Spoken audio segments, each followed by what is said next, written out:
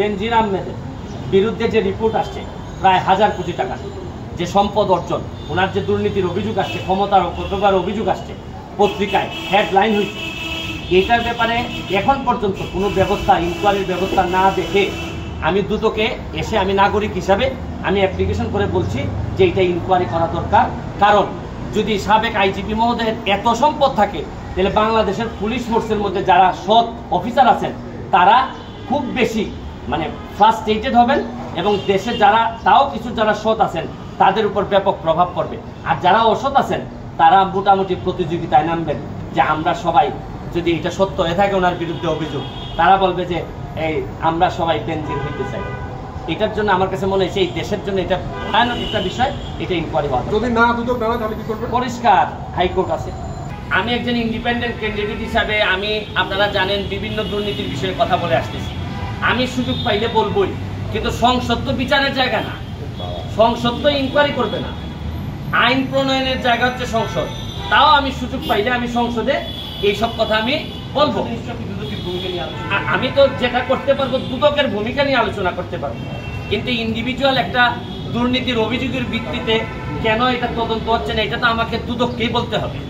আর আরেকটা জিনিস আপনি চিন্তা করে দেখেন, যেটা আমার কাছে বেশি খুবই শঙ্কার যে বিষয়টা, একজন আইজিপি মহোদয়ের যদি এত সম্পত্তির অভিযোগ থাকে, তাইলে অনেক সৎ পুলিশ অফিসার আছে, তারাই এই নিউজটা পাওয়ার পর এরা তো সততা টিকায় রাখা মুশকিল হবে, আর এরা একটা প্রতিযোগিতায় নেমে যাবে যে আমি তো আইজিপি মহোদয়ের যদি 700-1400 বিঘা থাকে, তা আমি এসপি, তা আমার কি আমি একবারে কম?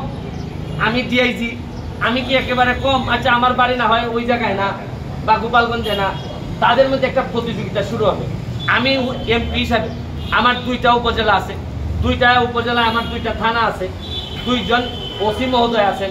আমি যে তাদেরকে বলবো যে ভাই প্লিজ দুর্নীতি করা যাবে না, 2 নাম্বারই করা যাবে না, মানুষকে কষ্ট দেওয়া যাবে না, এরা যদি বলে আরে আপনি এত কথা রাখেন তো, আমি যে ডিপার্টমেন্ট থেকে আইসি এই ডিপার্টমেন্টের আইজিপি মহোদয়ের কত সম্পদ আপনি জানেন, আপনি আমাদেরকে ঠকায়েন না, এইসব কথা বললেও তো আমার প্রশ্নের উত্তর দেওয়া কঠিন।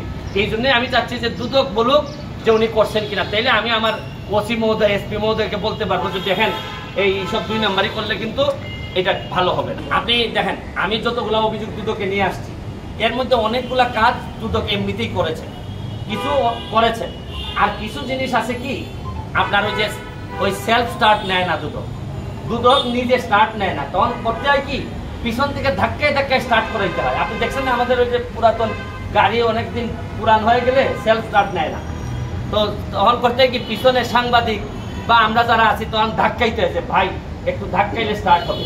তবে আমার একটা বিশ্বাস, আমরা ধাক্কাইয়ে যদি দুদককে স্টার্ট করতে পারি, আমার মনে হয় যে দুদক চলতে পারবে। আর আমাদের দুদকের যিনি চেয়ারম্যান মহোদয়, একটা ইন্টারভিউতে দেখলাম উনি বলছেন যে দুর্নীতিবাজরা এখন বুক ফুলিয়ে রাস্তায় হাঁটে, তো এই কথা বলে তো ওনার দায়িত্ব শেষ হবে না, ওনাকে তো কিভাবে এরা বুক ফুলিয়ে না হাঁটতে পারে এটার বিরুদ্ধে ব্যবস্থা নিতে হবে।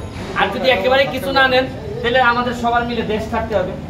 সংবাদ, ফিচার ও অনুষ্ঠানের জন্য ভিজিট করুন সংবাদ প্রকাশের ওয়েবসাইট এবং যুক্ত থাকুন ফেসবুক পেজ ও ইউটিউব চ্যানেলের সঙ্গে।